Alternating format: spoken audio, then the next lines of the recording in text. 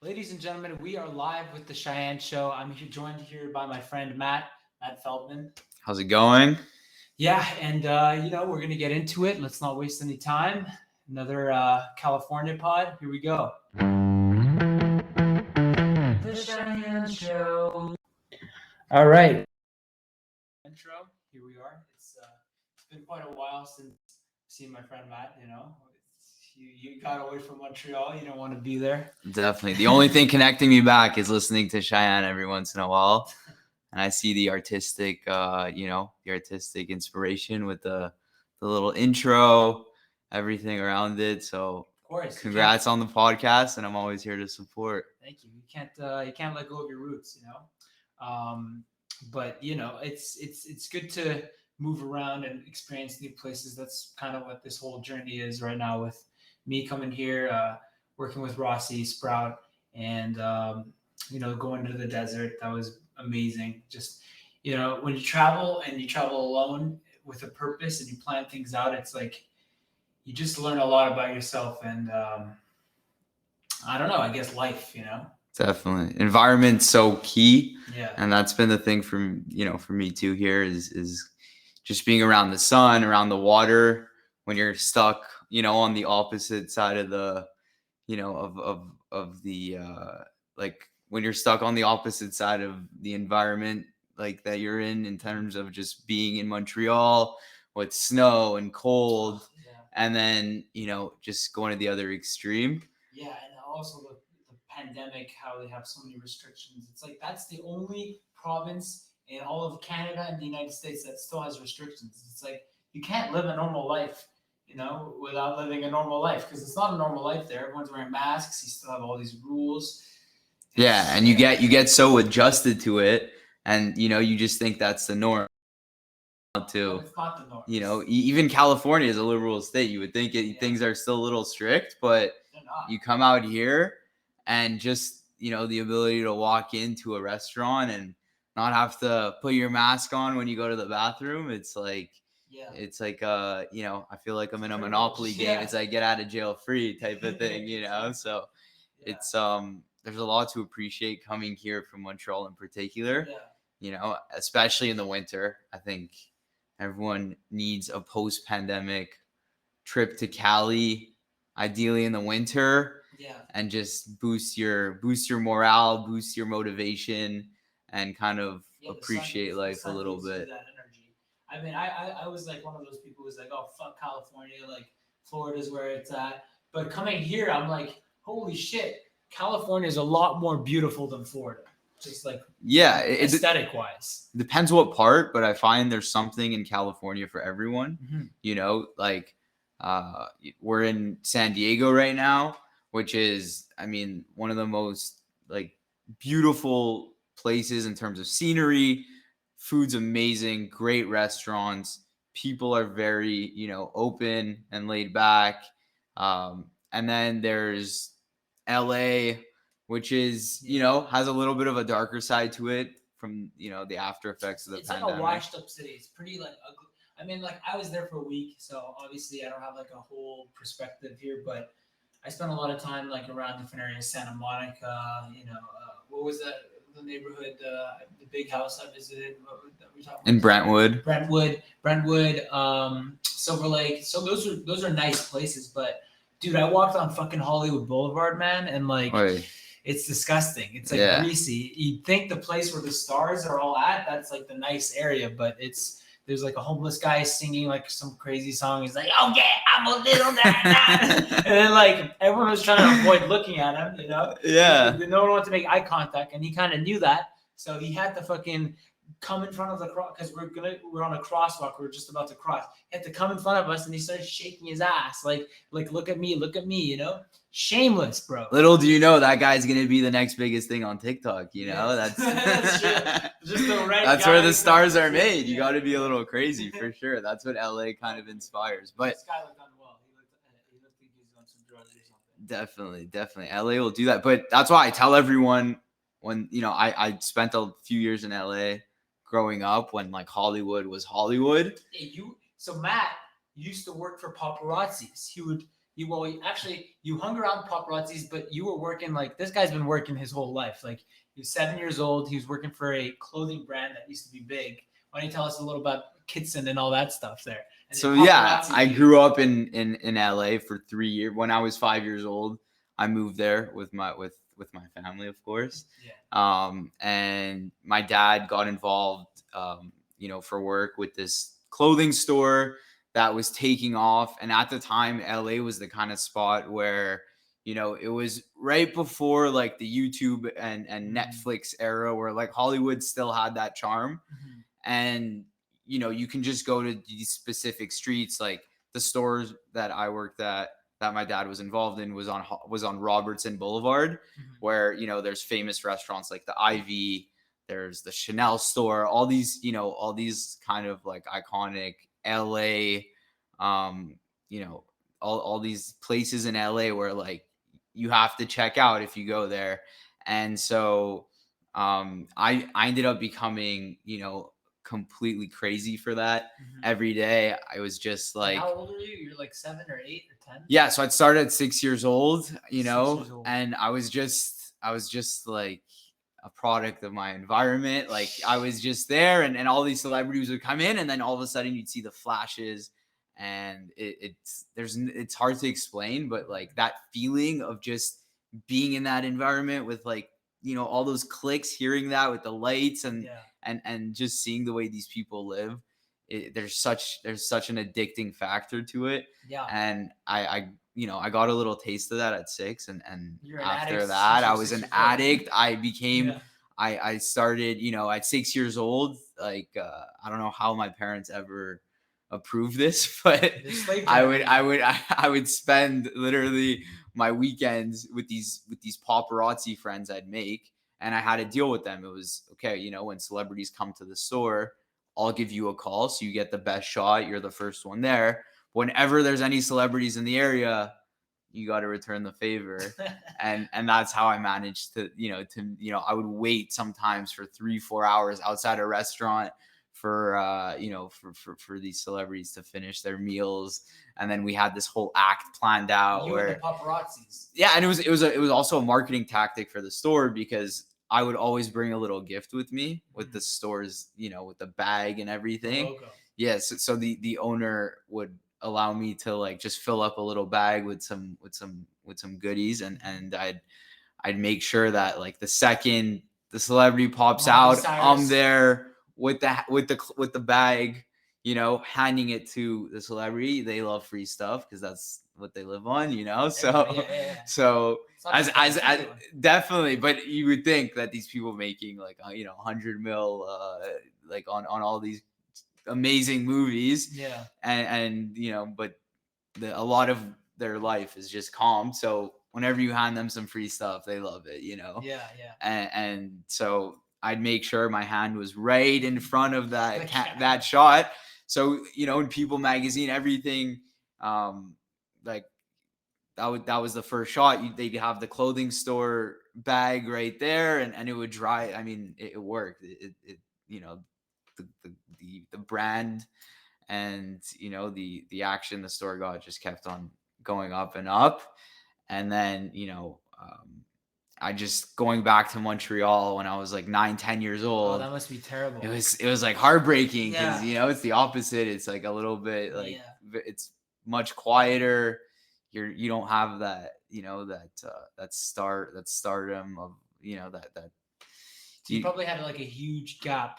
Like you felt like back then you would like you'd have these crazy experiences. He met Miley Cyrus. He put a fucking bag in her hand, and like they took the photo. But when you come back to Montreal, it's like, how do you fill that void up, especially as like a young kid who's exposed to such bigger things that like usually young kids are not exposed to? It wasn't like you're a child actor. You were never like molested by anyone or anything like that. But I mean, it's a different life that you lived, and then you came all the way to Montreal. Definitely. No, it was a tough move. I mean, look, once you experience it and you get to meet these people firsthand, you realize they're just like regular people. Mm-hmm. And a lot of them, it becomes like almost like, it's always something you wish you were. But then when you really get close enough, you're like, okay, maybe this, so I had a good understanding of that from a young age, that, as much as like on TV, these people were just idols, and people kids looked up to and wanted to be. You saw, you like a lot of there were a lot of opening brand launches that would take place at the store for different celebrities, like Matthew McConaughey's wife at the time. I believe he's still with her. She's a Brazilian lady, right? Exactly. She had like a bag brand. She launched it at the store. And so it attracted a lot of, I would just be standing there, oh wow, there's I think there was like Jennifer Lopez, and you just see all these celebrities and kind of the lives they lead, and how it's, I remember Paris Hilton came to one show at the store. Then there was Lindsay Lohan, and you see how some of the lives these people lead is a little bit toxic, and not what it seems like on TV. As a child, you saw the toxicity? Definitely, yeah. I mean, they're very, once they're out partying and they have a few drinks, like it's pretty clear. Oh, I was running the register, because they still had to. Oh, you're doing the party like in the so they had these brand launches, right? Yeah, so within your store. So yeah, which was, I mean, one of the best marketing. Back then it was before Instagram, so it was all of the marketing in these stores relied on just magazines, paparazzis, magazines. All these paparazzis were making $10,000, $20,000, $30,000 a good shot, So that's how LA worked, and I find, as much as as much as it's unfair to these celebrities who just get harassed and bombarded by these paparazzis, like, you take that out of LA and it's just a little less LA. And that's what today is. I find, like, there's a lot less paparazzis hanging around. Oh yeah. Because everyone's on Instagram. So, the shots aren't as worth as much, and brands aren't paying as much to get, to have you go out and rock their bag, because you could do it at home. You just film a little story. Yeah. It's a lot more accessible. It's almost, I feel like celebrities now, like especially like the Hollywood ones, are like so insignificant compared to how they were back in the heyday, like of the 90s, the early 2000s, because now it's like, there's like fucking TikTokers that are like making videos in LA, and they're bigger than, most younger kids in Gen Z. They probably know Bryce Hall than a Matthew McConaughey or whatever you want to call Definitely. it. So no, there's like the hidden secret is always value. Yeah. Definitely. Now you don't even need to like go and chase a celebrity. You just look at their Instagram story. Yeah. You know where they are, what they're doing, what they're eating, who they're hanging out with. The excitement's not as crazy. It's not just that. Yeah. It also, like, the quality of the films, everything started decaying after they started making remakes, or like it seemed like we saw the same story like 4 or 5 times already. It's like, how many times are you gonna make like this rom-com or like this action movie? Like, we've seen the buildings being destroyed. Like, there wasn't any like innovation. It became very stagnant. Definitely. I think, like, I mean, fame just became, it's like, who determines fame these days? It's mostly, a lot of the younger generation. Mm-hmm. Or a lot of these people are making TikToks, doing little dances. That's the thing. And that's it. They're the, the most popular stars of back then you never heard of the Island Boys, or, what is it? They're like, where's the talent? You saw those, like, Fred, I think, remember, hi, it's Fred, everybody, on YouTube. Remember that guy? I think hey, so. It's Fred. He was like the first YouTube / influencer, not even influencer, but they like, he was on YouTube and he got really big. So that was like in 2006, but now it's like every day they're getting pumped up. So it discredits the the idea of fame, and like the actors and the people that were getting the real shots back then were people that worked 10, 20 years, played these crazy roles, and had like real talent. And there still is that today, but it's just it's getting washed in with a lot of people that maybe shouldn't, like one-hit wonder types of people that shouldn't, like, don't really deserve to be there, you know? Yeah. So it's definitely LA took kind of, took a little bit of a hit, definitely with COVID, but just, I don't think it was with COVID. We're just gonna take a quick break here because I got to talk about Stream Studio. Stream Studio is the platform I'm using right now to make this podcast. It's great. It's amazing. It's honestly made podcasting so easy. I always thought it was really hard to start a podcast. Like you have to have like a camera on. You have to do it on your I don't know, like a recording program. But Stream Studio kind of binds everything together and makes it into one. It's kind of like Zoom, but instead of Zoom having video conferences, you go live and you can also save your video. You could have little effects that you add onto your video. Like you could change the background. Like for example, we're just going to change the background. Look at that. I changed the background. Looks cool, eh? And tons of things like you do little zoom here. Wow, amazing, huh? It's cool, eh? But anyways, so Stream Studio does a lot of different things you could mess around with, and it's so easy. All you got to do is go on to streamstudio.com and enter enter your email. And once you enter your email, you're going to email real quick with a code. You enter that code, and then bada bing, bada boom, you can start your podcast. If you use the promo code Shayan Amiri, Shayan Amiri, you can get a nice deal on that.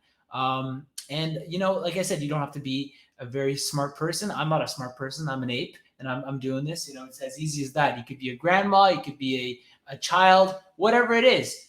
Go on Stream Studio today and start your own podcast. It's as easy as that. But anyways, getting back to what you're talking about there with the Hollywood and the state of it was right now with COVID. I think it was before COVID. I think really Hollywood, in my opinion, died to me once the Me Too movement happened and we started seeing everything with Harvey Weinstein.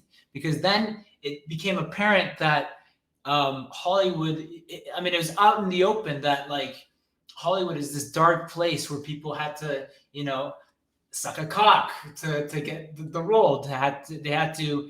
Harvey Weinstein, this big fat monster, he kind of had the industry around his finger. Maybe he wasn't the guy running the whole show, but I'm sure there's a lot of those things. And it's like we look at these people like actors and stuff as such more like they always go on the award shows and say we have to end world hunger or whatever it is, but meanwhile they're out there giving old Harvey a blowjob, in the back. Good old Harvey, he makes your hamburgers. It's a beautiful thing. He makes you into a star.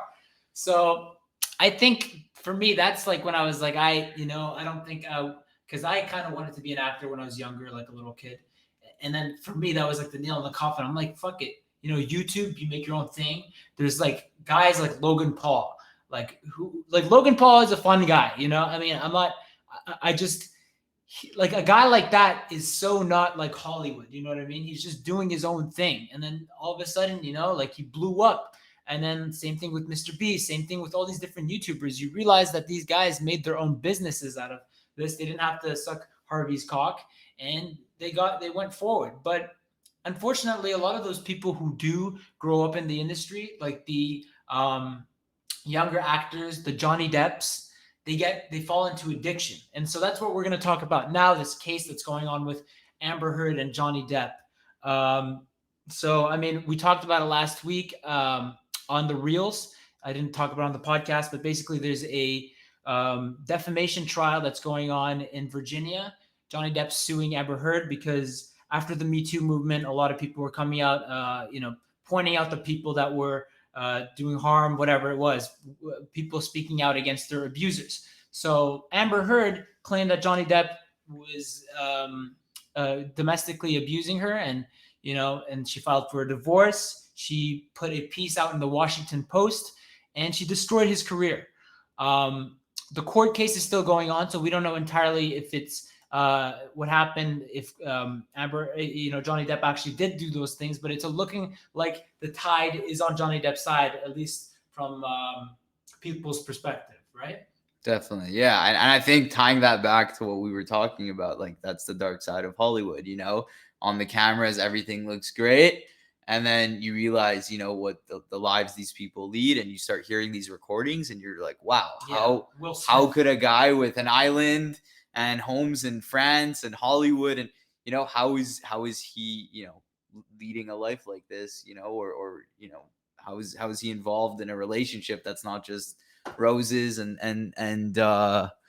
and everything that you would think someone in that position is kind of living. But um it's definitely it exposes the darkness of that. And I think it's a very complicated case because you have two people that are both vulnerable to criticism. One that has a borderline personality disorder, and the other that's an Allegedly. alcoholic. And yeah, I mean, she kind of admitted to it. So I think allegedly, but you could kind of see it through the court. She looks pretty crazy. Yeah, you could see You something's see her eyes are like, and it's just like smiling. There's some movement. definitely. She got the Hillary Clinton face a little bit. I mean, and we all know Hillary. She's not the best. Elaborate on that. I want to. What's the Hillary Clinton face? Hillary Clinton, if you ever see her, like she has like this, like someone will ask her like a question that's tough or something, and she'll be like, no, like her face. She's just like, it's almost like I don't want to get too conspiracy theory here, but it looks like she's a demon. I don't know. Maybe that's what Alex Jones says. These people, they look like freaking demons. That's Alex Jones. But I mean, Infowars.com. Buy my products.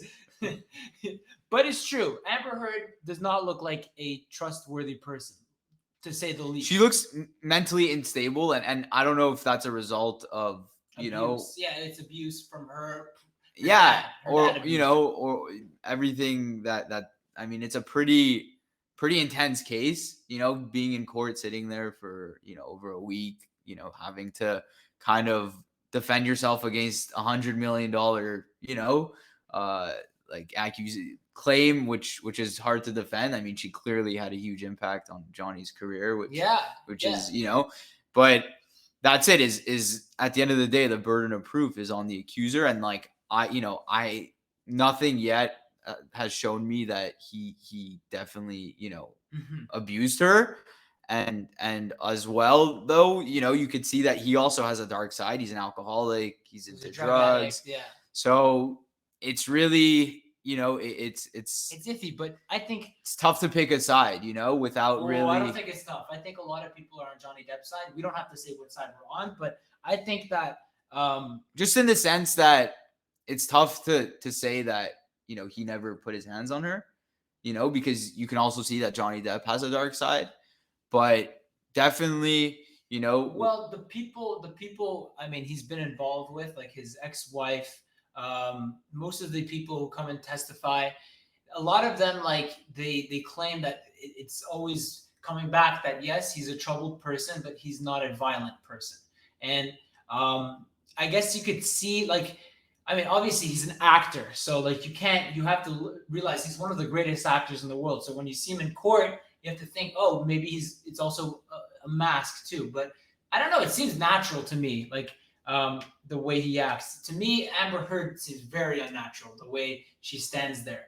But that's not to say, like, the reason why this whole case is going, because Johnny Depp is suing Amber Heard for all the money. Countersuing for a defamation. Countersuing, yeah, because he lost a lot of money not getting those gigs, Pirates of the Caribbean 5 or 6 or whatever the hell it's on right now, But more than that, he's 58 years old, and he's his family's on the line. It's his, imagine like your people are like to his daughter, like, hey, like, is your dad's a fucking white beater? Like, some guy from Laval, like, hey, it's a dime a dozen, huh? You do your Laval thing. Definitely. No, it's a tough position to be in. Yeah.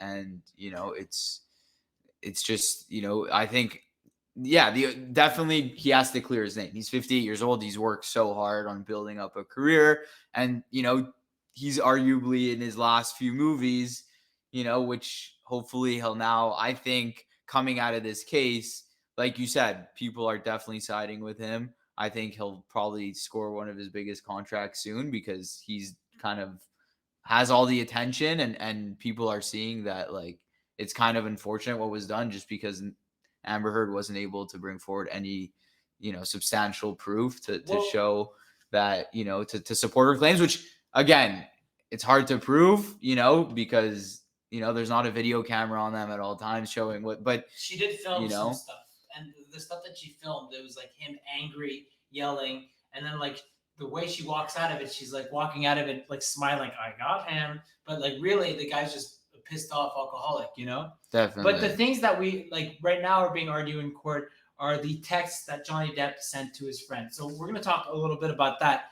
Johnny Depp had some conversations with his friends via text or whatever.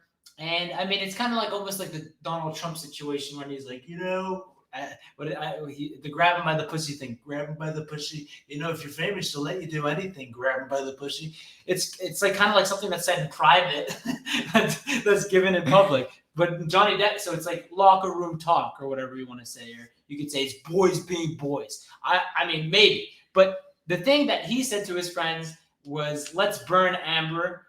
That's pretty, it sounds like he hated her because of what was going on. I mean, apparently what he claims is that, and there's people testifying, like his bodyguards, that, she would insult him and throw punches at him, bang, bang.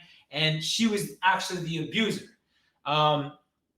But so like, I mean, maybe, he's angry and he's venting it out to his friends. He says, let's burn Amber. I hope her rotting corpse decomposes in a trunk of a Honda Civic. Very specific with the car. Honda Civic. It couldn't have been like a Range Rover or something, one of the cars in his lots. Yeah. No, it has to be a shitty Honda. Hey, Honda Civic's a pretty popular car, Johnny, okay? And then he goes on to say, filthy whore, she's a filthy whore, stuff like that. It's fuel efficient, right? After all the money he's spending on the case, you might want to save a few bucks on gas. Exactly. He doesn't want to spend too much. But the filthy whore thing, okay? Listen, we're going to talk about what that means because Johnny claimed that Elon Musk and James Franco, they were having a cheat. Mainly Elon Musk was cheating on, Amber Heard was cheating on Johnny with Elon Musk. And when you look into those details of the case, it really comes to show that maybe there was actually something going on there. Was this, do you know around what time period this was? Yeah, so basically Amber Heard and Elon Musk were both in Robert Rodriguez's Machete Kills, which came out in 2013. And, she had this part where she's like this blonde Texan lady, she's like sexy and all that stuff. And I remember watching the movie and my friend was like, bro, like, she's fucking hot. Like, it was Richard. He's like, bro, like, she's fucking dime piece, bro. Like, she's so hot. And like, I was like, yeah, she's good looking, And then Elon Musk, back when I didn't fucking know who he was already this big star. He was like, played himself up, like he was like, firing a rocket and like whatever. They met each other on set of the movie because Elon was also an Iron Man. He always plays himself, He's always been kind of like famous in Hollywood or at least in Los Angeles. And so like they meet each other there. And I mean, allegedly, Amber had a relationship with him, at least known to Johnny Depp, from 2015. Staffers at his penthouse in downtown said that Musk visited late at night with while Depp was filming in Australia in 2015. Apparently, Amber, asked the staff at the place where it's called Eastern Columbia Building to give parking and elevator access late at night to Elon. And I mean, after that, the staff, they claimed that they regularly saw him leaving in the morning and he'd come at the night. And, there's a lot of different things there. And we do know that he did visit because the building, Johnny Depp, they released videos or footage of Elon and Amber Heard, kind of like hugging each other or whatever in the elevator. So Amber and Elon were together in the elevator. They were hugging each other. All of that is out there. And I mean, it's same thing with James Franco. But James Franco, apparently it was a day after that the divorce happened. So, these domestic abuse allegations are going on. And 2 months after, the divorce, whatever, she starts dating Elon. So she starts dating him for 5 months. And they really got close together because she wanted to donate. After the divorce, she got $7 million from the divorce, and she wanted to donate 3.5 to this organization. What was it? You said it was like for a charity, right? I believe it was a children's hospital. It was a children's hospital. So yeah, she wanted to give that to the ACLU, it was called. ACLU, 3.5 million. And Elon was emailing the CEO. He was like, yes, she's gonna do it within 10, like, give you guys 3.5 million in the span of the next 10 years or whatever. And not just that, but Elon also gave her a fully loaded Model 3. I mean, listen, Elon, you kind of cheaped out there. Yeah, you can. A Model 3. But listen, it's $130,000. Oh, it is? Okay. It is, but I mean, a Model 3, bro, like, it's not the nicest looking Tesla. You could have given her like a Model Roadster or what? I don't know. Maybe she's not worth that much either. But, so all that's happening. I'm kind of all over the place with this, but basically the bottom line is Amber Heard cheated on Johnny Depp with Elon Musk while they were in a relationship in 2015. So this happened. There's evidence of it. Elon's denying it. He doesn't really have time for this shit. He's fighting for freedom right now, buying Twitter and all Definitely. that. And I was reading that 11% of the bots that were on Twitter, because they have like conversation bots, that about 11% of the responses they were getting were conversation bots that were pro Amber Heard. So maybe you think Elon that's why he bought Twitter. Oh, he had to cover himself up. 40, dude, now this pussy is costing him $43 billion. Wow. Yeah, bro. I hope it was worth it. Plus a Model 3. Yeah, exactly. So 43 and $150,000. Yeah, man, and also having to call the CEO and all that stuff. I mean, it's pretty crazy. James Franco too, like, isn't he a pedophile, Amber? Like, what are you doing? You're getting with an alcoholic, a drunk. He's a school teacher, no? Oh yeah, he is. And a pedophile. Her catalog is like Elon Musk, pedophile, and alcoholic guy. It's like. I mean, look, if you're gonna cheat, Elon Musk isn't the worst candidate, It's to not. I mean, it's not. And also, apparently, Elon Musk had a threesome with Amber Heard and Cara Delevingne. You know Cara Delevingne? Yeah. They had a threesome together. Wow, lucky guy. He's a lucky guy. And that guy, he moves from relationship fast. He's always in a new relationship. He was with Grimes. He had a baby. Yeah. He also has a dark side too, right? So maybe. Elon, for sure. He's gonna put chips in our head. He's gonna make the robots take over and kill all of us. But hey, Elon, I love you because I'm making a lot of money from that Tesla stock. So keep it up, baby. I'm gonna keep giving you money, but it's okay. Yeah, that's great. So that's it. Where does this end, and what's next for Johnny? Well, we're gonna answer that question right after I thank my sponsors, Stream Studio. Stream Studio is the easiest program to start your own podcast. If you want to start your podcast and you have a lot of things going on in your mind, you have a voice, you want to be heard, Twitter now, it's the freedom of speech thing is going on. Go say it, as long as you're not harming anyone.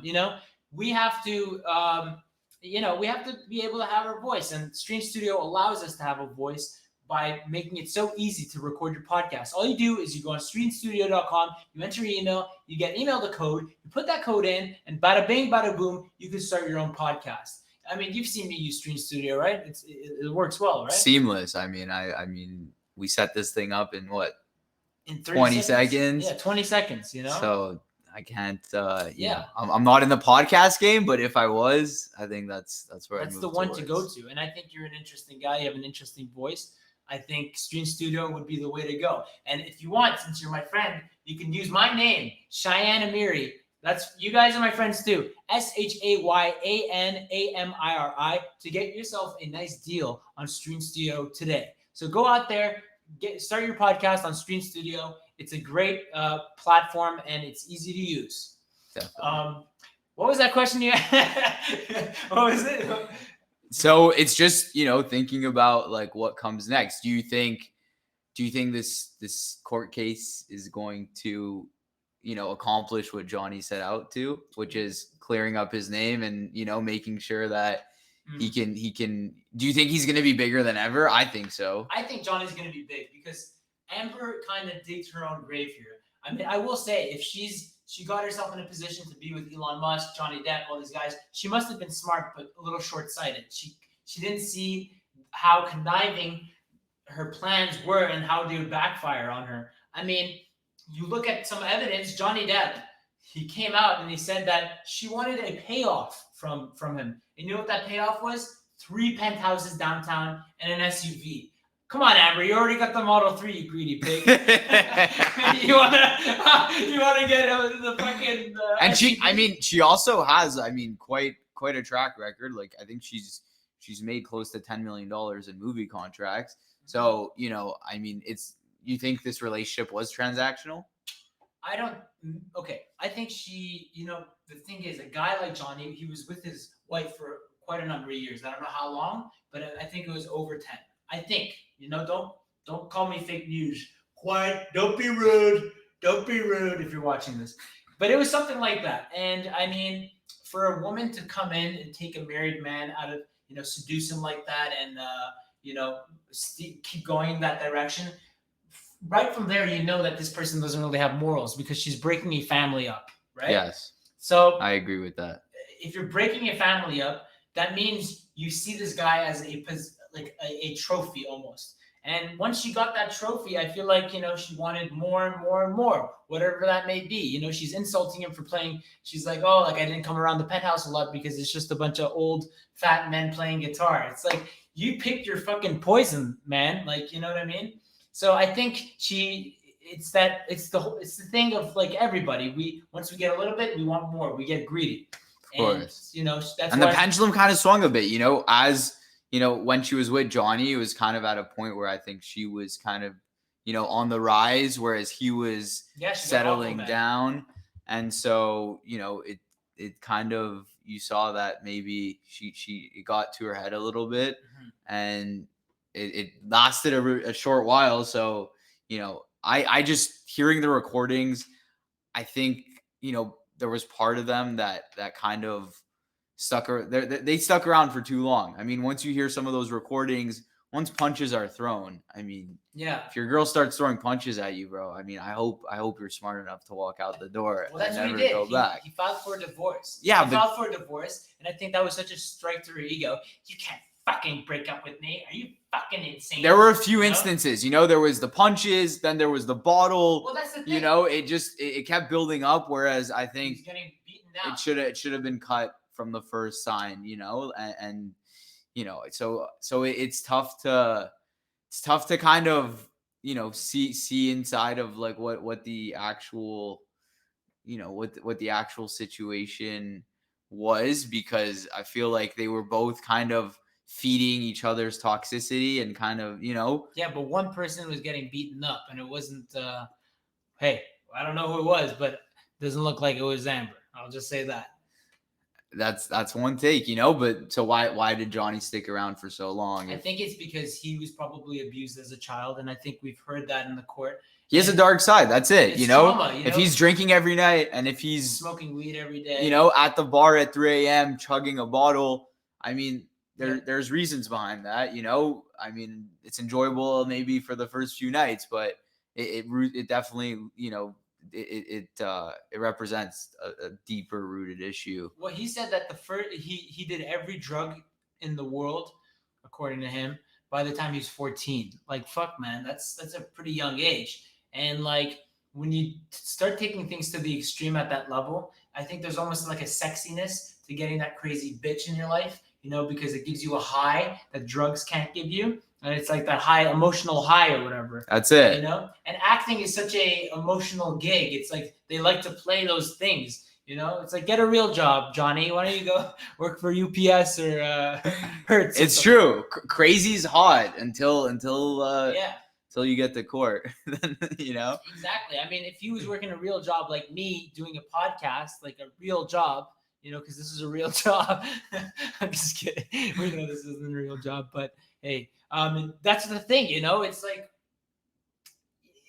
it's hard. A lot of these actors, they're kind of fucked in the head a little bit, right? Yeah, I mean, it's the creative, to like some of the most talented people in the world, everything kind of has the yin and the yang type, so there's the good and the bad, and with the amazing comes kind of the other side of it, which Johnny, he's one of a kind in terms of his acting skills, and he's great.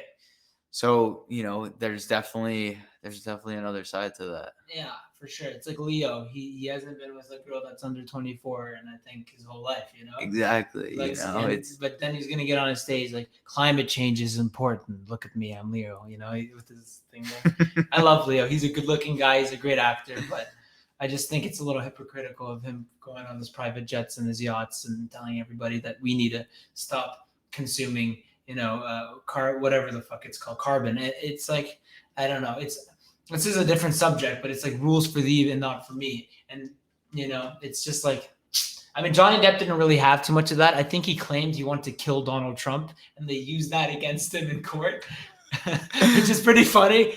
Johnny, why do you want to kill me? I put Amber Heard on you because you said those comments. What a nasty comment you said, Johnny. And then Johnny's just like, well, takes him 10 hours to come up with a response. I don't think you were a good president. You're a nasty person. Get him out of here. Anyways, yeah. The best Trump impression in town by far. Thank you. Now we go. Okay, enough about this case.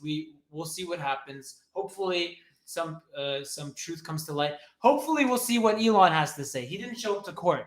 Elon, did you bang Amber Heard? I'm asking you.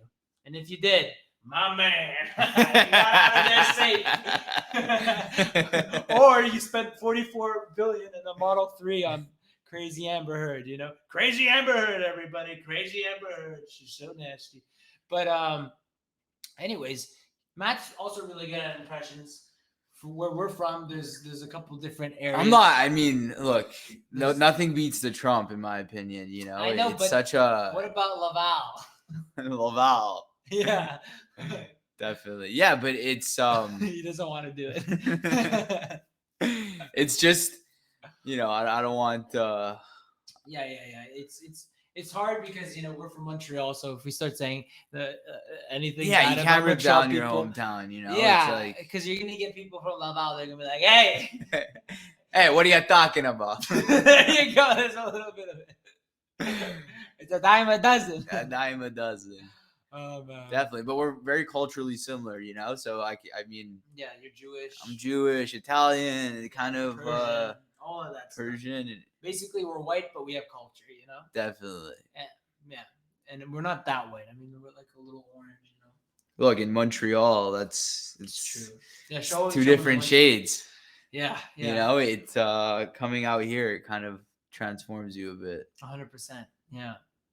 Yeah, man. California is beautiful. I love Joshua Tree, the desert, everything, and hopefully, one day, I could get myself a spot in Joshua Tree. I'd love that. I like the fact.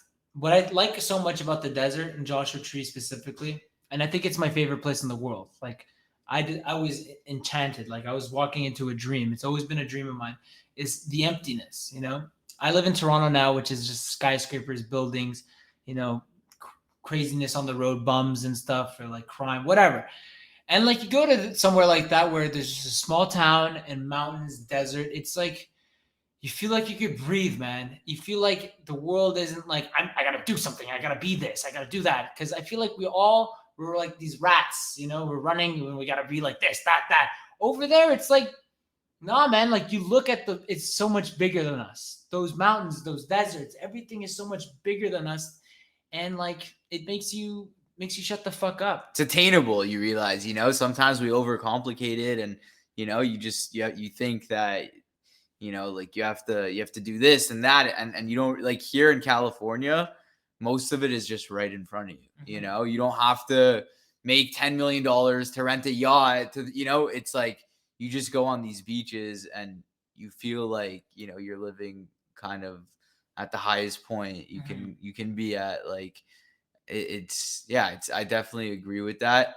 But on the flip side of that, that's kind of like, since you're saying you live here, you feel like, oh, like it's all here. That's kind of why there's not a lot of productivity in California, right? Like people just feel like they don't. I think it depends where. Like in creative industries, I feel like there's a lot of inspiration, to be felt and like experience just looking around. And I mean, I'm not an astrologist, but Yeah. I my astrological sign is very like in tune with water. You're a Aries? I'm an earth sign, but don't ask me too much. What are you? I'm a Capricorn, but I have my mom's a Capricorn. but I have water signs in like my 12th house, something Dude, like I that. don't fucking know. I just Yeah, know I'm a Gemini. I just went to see an astrologist, Yeah? and You went to see an astrologist? I did Was it with like Rossi? 2 years ago. Oh. And bro, I'm telling you that there's some truth to like what it's not a book you just read and abide by, but there were some things that like resonated with me and that like I felt, and I don't know if it's the same spiel this guy spits to everyone that walks in his room, and you just kind of relate to kind of a few things he says, and you're like, oh, that's me, you got it, But I do feel like when I'm around water and when I'm, and this is probably applicable to everyone, when you're around water and you got sunshine, like it's just a lot easier to walk out of the house, feel yourself, and kind of get inspired, go to the beach, bring your notebook, look around, and you feel the brain juices flowing a bit more. I Well, find. my girlfriend, her astrologist or whatever, because all you fucking psychos, you see these people. I don't know what it is with you guys. I mean, at least you're not getting with Amber Heard, am I right? But yeah, she said that she needs to be around mountains. You see, mountains. And then she said go to Los Angeles. Apparently, that's what she said. This lady's like a Russian lady. What does she know about Los Angeles? The fuck you know? You need to go to Los Angeles and kill the Ukrainians. Okay, maybe that's a little too much. You never know. You never know. No, my girlfriend's Russian and half Ukrainian. So, but yeah, so because I was like, let's go to Miami, let's go to Florida, and she's like, oh, it's just flat there. There's nothing there. I'm like, oh, really? So. I don't know. California's a vibe. Now it's your turn. You got to figure out where you got to be around. Let's do it right now. How do you know? So you have to 1999. Like you have to look at it the year too. You need your time of birth as well. Fuck man, too much work. Too much work for bullshit, right? Get your birth certificate, and you'll find out all you need to know. It's so easy. You do it online. They don't even have it. They sold it. Yeah.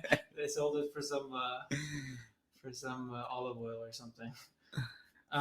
Okay, so I am a Gemini, June 13th, 1999. Gemini people are most compatible with Aries, Libra, Leo, Aquarius. I guess you're not there, buddy. I don't fucking... Gemini is considered to be the least compatible with Virgo and Pisces. Okay, so at least I'm compatible with you, But where do you see this bullshit about like you having to live here, What? I got it read to me by an astrologist, so it's... But yeah, you paid for it. I'm not gonna pay for it, Nah, I knew that, but okay, so I don't know, man. I mean, I'm just reading this book. I think we're gonna have to keep that one for next episode. That's gonna be the surprise of next episode. Yeah, you'll get to kind of disclose a little bit of information about your astrological chart, and I don't know. There's just some shit here that like is like what it says conservative person. I don't know. Why are you on the Chinese zodiac sign? Okay, this is a Chinese zodiac one. Health astrology, eating disorders or anorexia and bulimia. Yeah, you could tell. Anorexia. I don't fucking know, man. I think how do you judge like? But what is it specifically? It says where to live. We gotta get to the bottom of that though. Like where so then Google that. What's live? Your zodiac sign? Just said Gemini. You're Gemini. So just say, okay, Gemini, where to live? Like, yeah, where? Gemini. Yeah, because it's interesting. You're saying water sign. It's so specific. Tahiti, Dominica, New Zealand, and Mauritius. Like, bro, like, why don't you just tell me the details? It's like, I don't need to know exactly where, whatever, man. So it seems like Geminis are very curious and information driven, and just basically a bunch of basic shit that they probably say about everybody. Exactly. Yeah. Who's not curious? Who doesn't want to? Yeah. You got to go to Tahiti. I got to go to Tahiti. Okay. That's you. I've always wanted to go to Tahiti. Oh yeah.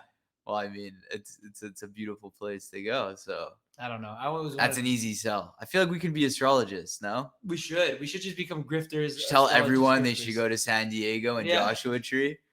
You know, And then we'll have seminars. like I've always wanted to go. How do you know that? Yeah. And it's like, No, but the way we'll do it is we'll do like an astrology tour with Matt Feldman and Shayan and Miri, and we'll be like these grifters who walk around in suits, you know, like people are waiting to see us, and there'll be like 5 pillars. It's like family, astrology, and finance.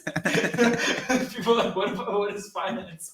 So like we'll get a bunch of guys who come on, and they'll basically be like, now I know you guys are very into knowing about astrology, but we got to talk about how to make money on the stock market. And they just go into this whole spiel about the stock market, and then they'll try to sell you a course. They're like, for a limited time offer at a value of $927, we're giving it to you. It slashes on the screen. For $97, just go to the people in the booth. just use Shayan 10 and you're getting that course. Exactly. So people are waiting here all day for us to come, you know, but it's just a bunch of these finance course guys that come in. Finally, by the time we come and see us, we started saying like, I want somebody, raise your hand if you are a Gemini. And then someone raises their hand. You see, I knew you were a Gemini. I knew, like, we just bullshitting them. I don't know, I'm probably bombing right now on my own podcast. But it's very specific what I'm thinking. It's like, you know, people, I don't know. It's hard. It's because I went to actually, I don't know if I should say this, so I'm not going to say it. You can't do that. That's as a listener, I'd okay. I went to an event where someone was supposed to speak at the event, and there's a lot of people. Like, we basically came to see the speaker of the event. However, there's a lot of bullshit that was in between of people trying to sell us finance courses that we weren't interested in. But the demographic of the people at the event were all boomers. Okay, so they're all like fucking sitting there. Like, you know, soaking it in. And okay, I might as well say it. I do a great Trump impression, and I went there to see. I was character studying because I wanted to see how Trump is in real life. That's what it was. I saw Trump live. I was at a rally. Did I tell you this? No. I saw Trump. Wow, when? A couple months ago in Florida. Yeah, but anyways, so we go there. We want to see Trump because it's like a funny thing. Everyone's wearing like these different like outfits. It says like sheep among it says wolf among sheep. But it's like, bro, all of you fucking people are wearing that. Doesn't that make you sheep? They're all wearing MAGA hats too. It's like, you guys are fucking sheep, bro. You know what I mean? But anyways, so all these people are like boomers, right? So they're all like boomers there sitting down, and it's called the American Freedom Tour. And so they promise it. They have like these pillars that says family, freedom, finance. Where did finance come out? You know, and then these motivational speaker guys come in. They're like, "How's it going, y'all? Now, a lot of you people are not gonna like this, but I don't care because you're a bunch of snowflakes." he's like, "Watch this. My son made $700 million using the principles that I taught him. Watch this. 80% of Americans die with debt that they give over to their kids. Do you want to go to heaven and see God and say you have debt? Well, he's going to push that red button of his. He's going to send you straight down to hell." I swear, this is all the shit they were saying. I'm like, what the fuck? You know, like, I can't believe, like, you know, they're saying this. But if you buy my course today, none of that will happen. Hordes of people were piling to go buy this fucking grifter's course. And it wasn't even his course. It was like a website that like they were all just like pitching to these guys to go buy. It's like, get rich from the stock market. Don't leave your kids with debt. So all these poor boomers that didn't know any better, you know, who actually probably had debt or they were construction, you know, they just had minimum wage jobs, working class, went and bought this course for $97 because, hey, it's on sale. It used to be $930. Yeah, it's right? always a 10,000% discount. So by the time, so it started at 8 a.m. and they sandwiched like, you know, between Candace Owens and yada yada, all these people. Trump comes out like at 7 p.m. and they're boomers. So imagine sitting from 7 a.m., you know, waiting for Trump to come out. He only comes out at fucking 8 p.m., right? People were leaving when Trump came, bro. They were too tired. So me and my friend were sitting there and we kept switching spots. Like, we kept going closer and closer to the stage, you know, because he was like fucking talking his shit or whatever, you know?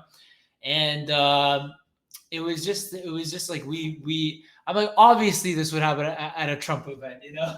He's probably the head. He's like, we're gonna get a bunch of grifters and we're gonna rip all these boomers off, and then I'm gonna come at the end. He's probably making bank, and we try to like calculate how much the event would cost, and they would advise you, the organizer of the event, he'd always come out, he's like the host, he'd be like, repeat after me. The lunch break does not start after. He's like, and then the people in the crowd are like saying it to like, animals. So like, repeat after me, like children almost. They wanted everyone to stay inside the stadium and buy overpriced hot dog for like $30, and like they wanted people to stay in there. But me and my friend were like, fuck that. We went over to the mall. We got like food for like cheap, and then we came back. But people were spending money, finance courses, food, drinks, and they turned off the water fountains so you couldn't drink water from the water fountains. I swear to God. So you had to buy like $10 bottles of water. Yeah. $5 for a bottle of water, man. And we were fucking thirsty. That's it. That's the way. So what's the point of Trump going there? It's what, to help these finance guys? Or I mean, obviously, it was they had his face plastered all over the freeway in Florida saying, Trump, come see Trump. And I thought it was going to be like a Trump rally. So I was like, oh shit, yeah. It wasn't for the money.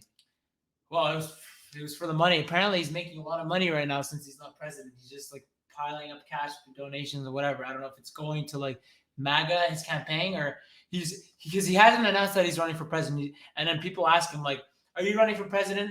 And then he's like, I can't answer that question, but I think you'll be very happy. You'll be very happy.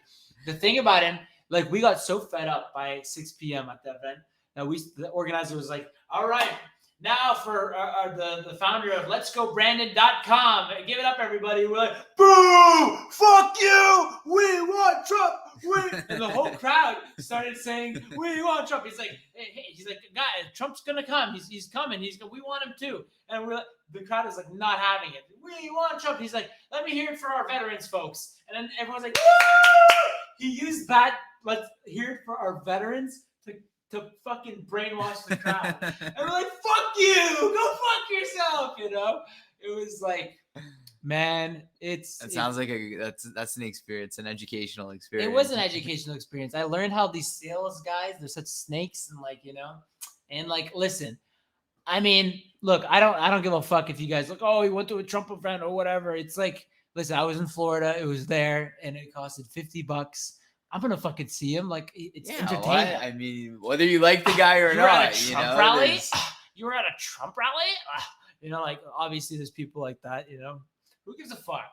No, you gotta. Life's short, You gotta check out both sides to know where you stand, Exactly. It's like... But there's people out there that like, that's like going to see like a Hitler when he was like, whatever. Yeah, no, it's whatever. It's America. You get freedom of choice. Exactly. So. Yeah. And anyways, you got anything else to say before we wrap up the pod? This was a long one today. No. So basically, where can people find you if they want to find you? They can't find me. Find them on Hinge, baby. Yeah. Find them on Tinder. If you're from San Diego and you're looking for a nice schmuck. DM Shayan, and there's a discount code. I'm on sale on Fridays and Saturdays. Exactly. We're here at the kibbutz, we're all doing communal activities. You get 20% off. Yeah. And yeah. So no, it's just, look, it's honestly, I'm sure I'm speaking for you here, but it's just nice to be able to kind of do these things in different parts of the world. Yeah. And, I'm sure like this is going to be something we'll look back on and 100%. Hopefully from a few other spots. And what are you most excited about? Like, you're leaving here in a few days. Yeah. Well, so what's something you really... Truth be told, I don't get excited about anything. I only get excited once I like step in the airport. I'm like, I'm in LA. Or when I'm in the desert, I'm in a desert. I don't like get excited about things like that, You're not a planner. You just kind of... No, I planned this whole trip like very intricately, but I just like the excitement only happens through the experience for me.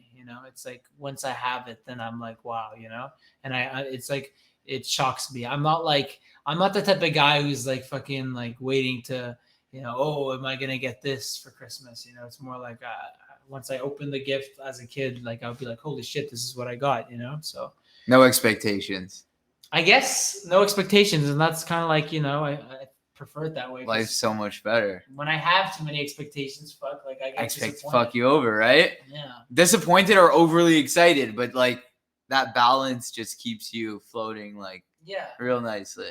Yeah, and I'll do whatever works best in whatever situation to make it the best experience, And I mean, like this podcast, like I mean, I'm doing my best to make it grow and make it enjoyable for you guys. But it is what it is. If you guys are listening to it, then that's great. But if you're not, then I don't. It's fine. I'll keep going and I'll keep doing it until it annoys you guys and you're gonna start paying attention. It's like Jake Paul, for like that guy. I don't respect him or anything, but I do respect his marketing grind. Like everyone doubted him that like he wasn't a boxer and he couldn't beat up. I mean, I respect that. Like I do respect that, I guess. Especially like when the spotlight's on you and you got the haters out there, and you still prove them wrong, then you're obviously doing something right. I think obviously, you can critique whatever you want about how kind of his lifestyle and how he's just living it up, but credit, where like give credit where the credit's due. Like he's made something out of himself from nothing. Him and his brother. I remember meeting him in LA when he was on Vine. Jake? No, Logan. Okay. And with a skateboard and like ripped jeans and like and just like who knew, to go from there. And it's all about just driving. This was like 6 years ago, maybe 5 years ago, and that like he was just starting his journey of like getting known. But it's just about being relentless and just going for it and loving the process, with or without the million viewers. It's just as long as you love what you do. And this seems like 100%. your calling. I'm sitting here watching you like an audience member, and I'm just like I'm enjoying it.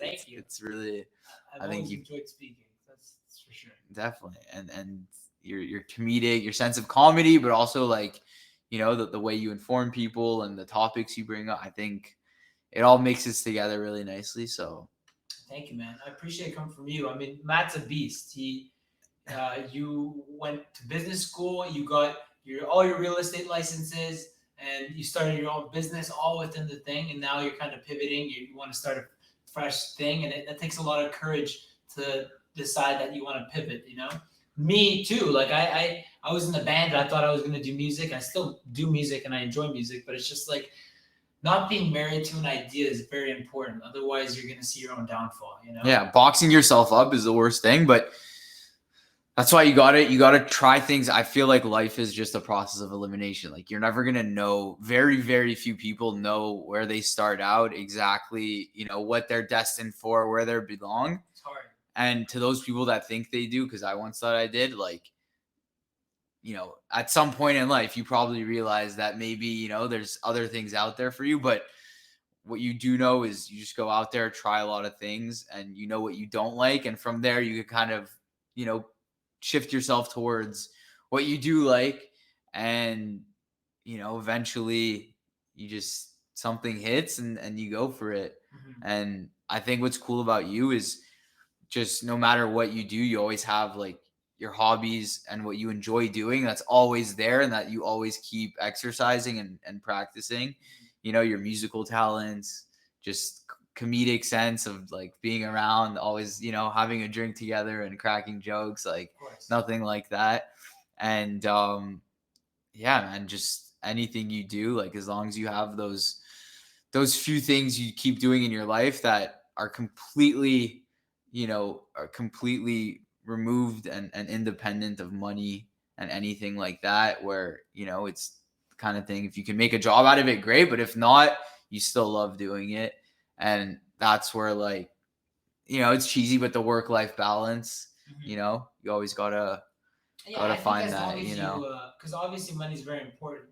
And if you find a job where you slightly enjoy it, like you're not 100% fulfilled, then that's okay, because you could also like do something on the side that really does make you enjoy if you could make a career out of that, that's amazing too. But sometimes you just gotta like have the perfect balance, like you said. You can't have everything. The grass is always greener, but whether it be a relationship, a job, whatever, it's no one has one of those areas perfect. I mean, like Dwayne Johnson, give me a break. That guy's probably such a big narcissist. Like he looks so like, hey everybody, just got out of the gym, Tijuana, or whatever. He's like, I'm on his bullshit fucking thing, taking pictures of cancer patients. It's like, yeah, no, it all looks great, and like he's got problems too, probably. Everyone, it's a funny saying, but everyone, more money, more problems. What's the saying? Yeah, I mean, sorry, I distracted you. No, but everyone's everyone has their set of problems with no matter what, and it's true. That's it. You gotta do it for yourself. So just gonna work on it, And like, I mean, I see you here, and like it's like kind of when you have like a natural kind of apathy and kind of a natural like a natural skill. Well, we've known each other for so long, Definitely. And I feel like we've been I consider you one of my best friends for like many years. Like we've had some fights back in the day, and you called me a Mexican. I didn't talk to this guy for 2 months, and then like he didn't apologize. He's like, "Are you tired of being a little bitch?" And then by that point, I'm like, whatever, fucking. The way that you had to do it back in the day, it was like, you call me something, and I gotta call you something like. It's just bad. It's like that's it. Shots at each other, Yeah, but it never, I feel like we're at a point now where like it's like we've done those too many shots. It all just slides, and that's what comedy is. It's yeah. like you can't, you can't take it too seriously because it's all good. Like, and yeah. So on that note, I think there's a lot more to come, and yeah, man, this is definitely not the only episode where we're gonna be together. I mean, I know it was a long episode, but you're here for a few more days. I'm hoping we can like get out there. Yeah, and we went out last night, and I think you should end on that story. Yeah. Basically, I'm just gonna do one more sponsor because I don't know. Stream might want me. If you guys haven't fucking heard, Stream Studio is the best place to do your podcast, and I'm serious. I like right now the results I'm seeing on Stream. Like there's no technical difficulties. There's no nothing. It's made it possible. So go on streamstudio.com to get your podcast going. All you got to do is put your email, put your code, and bada bing, bada boom, you could start your podcast. It's as easy as that. Stream Studio is great because there's different options where you could change your background. You could do different shots. You can have an intro. You can have an outro. You can have a logo. You could do lower thirds. You can do everything. I mean, look at this. Wow. Shayan Show Ep.4. How did I do that? I don't know. It's from Stream Studio. It would only be possible with Stream Studio. So anyways, so last night I pulled in to San Diego around 10:15. I was super hungry. And I was like, I want to go out and get some food. I've been driving in the desert for like 6 hours, amazing experience. But by then, you're hungry, So rolled in, saw you. It was great. Met your cousin. Your cousin's like, let's go to this chicken place on what street was it called? It's in Pacific Beach. Pacific Beach. And Pacific Beach basically is this area where a lot of young college kids are around there, young guys, and it's where the trendy bars and stuff are going on there. It's fun. It's great. San Diego dies down early, and keep in mind it was a Sunday night, so there's like in the areas we're staying in by 8:30, 9 p.m. You're lucky if you can hear a pin drop, so it's very odd. So this is the one area where things really like on a Sunday night, you might have hope in finding some action. And so that's where we wanted to go and just like, celebrate your first night here. Yeah. And I think it worked out pretty well. Yeah. What was the chicken place called? Is it Dave's Chicken? Dave's Chicken. Exactly. There's one in Toronto too. And apparently Drake is a huge investor. But so I came here to Dave's Chicken, amazing chicken, but the crowd was a little, I don't know how to say it. I guess you could say spicy or like a little saucy. Everyone was fucking drunk. Okay. First off, we get in there. I order my food and like. I don't know. I was kind of like being funny to the cashier. She was just like, fucking just order your food. Anyways, I ordered my food and then like you don't like wait in the front. You have to go to the side and then they call your name. So we do that and there's a bunch of drunk people everywhere, right? There's a bunch of drunk people. We look over, we see this big fat black guy with glasses. But like maybe like 400 to 500 pounds. Like this is not like huge. like not like humongous. There's 3 guys trying to get this guy up. He's completely. The first thing I see is his legs swing up in the air, hit his head on the pavement, like he bounced right back like a tramp. It was like a trampoline, He bounced back up and then he fell right down. So they couldn't get him up. Yeah, I'm like, how are we gonna get this guy up? Like, I'm like, oh, it's easy. But then, Yeah, we were. I mean, I didn't think we were probably 5 guys. Yeah. And I was like unsure. I was still unsure if we were gonna succeed. So yeah, we lifted him up. We lifted him up, and the guy's like bouncing back and forth, and then like finally, we like stabilized him a bit, and then he's still swinging. Yeah, it's like we bring him up, and then so I put him against the wall. I put my hand on his chest against the wall because his fucking friend was an idiot. He didn't know how to hold him on. I'm like, this guy has to be balanced on the wall. He's a liability. If that guy fell on a girl or something, he killed someone. Killed. And this isn't a joke. Like, he was so big and he was falling all over the place. He didn't give up. And it was almost like he was enjoying being the bouncy guy. Like, I'm so drunk. It was so funny. And I'm like, what's your name? What did he say? What was his name? I shook his hand. Xavier. And then I'm like, I said it in French. I'm like, hey, Xavier, tabarnak. He started talking. He's like, what? Are you talking Italian? And then there's this girl this blonde girl, in leggings. I don't know. She came to help him. She's like, "Are you okay?" And then for some reason she went into the fucking restaurant and started cleaning the floors with a bunch of for like an hour. Like, what the fuck does she work there? And then I just go in and then I'm like, "You need help with that?" And she's like, "I don't work here." And I'm like, "Okay." And then the guy who worked there is like, "You don't need to do that." And she's like, "It's fine. Just cleaning." I'm like, what the fuck, She enjoys cleaning. Yeah, and then I go back out and I see Xavier, and then I don't know. You tell the rest of the story. Well, yeah. Then there was so there was a little bit of a crowd, and so Trump had to. I mean, Shayan had to kind of, draw a line and make sure Xavier crowd control. Yeah, and make sure Xavier was kind of, isolated from the rest of the crowd, because I was like, get him out of here. It was a little bit of a liability. Yeah. So Shayan took a really good approach, and kind of this guy was just not listening to Shayan at all. Like, anything you said to him was just going in one ear, out the other. Yeah. And then all of a sudden Shayan puts on this Trump accent and he wakes up. It's almost like he's sobered. He woke up. He's like, Trump? He's like, Trump? So Shayan goes and he starts. Yeah, I'm like, Xavier is a complete and utter disaster. Xavier, you have to sit down. Shut up. Don't be rude. Don't be rude. He's like looking at me like, Trump? He sobered him up a little bit, I think. And then the wall and all that. Wait, what did I say? I'm like, we got to build a wall around Xavier.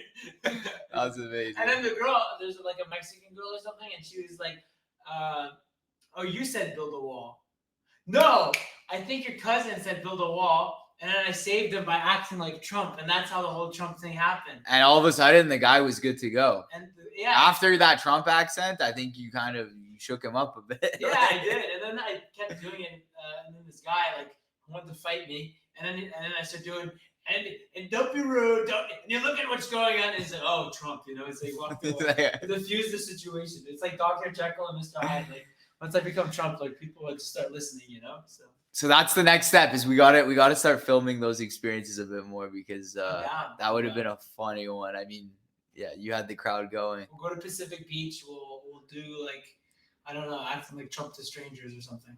Definitely. I think so. It could be viral. Stay tuned. Stay tuned. All right. Thank you, my friend. It was a pleasure. Thank you for having me on. Do it again. And once you got your brand going, we work, If you haven't watched it, We Crashed. Great show. I'm on Apple TV. Entrepreneur.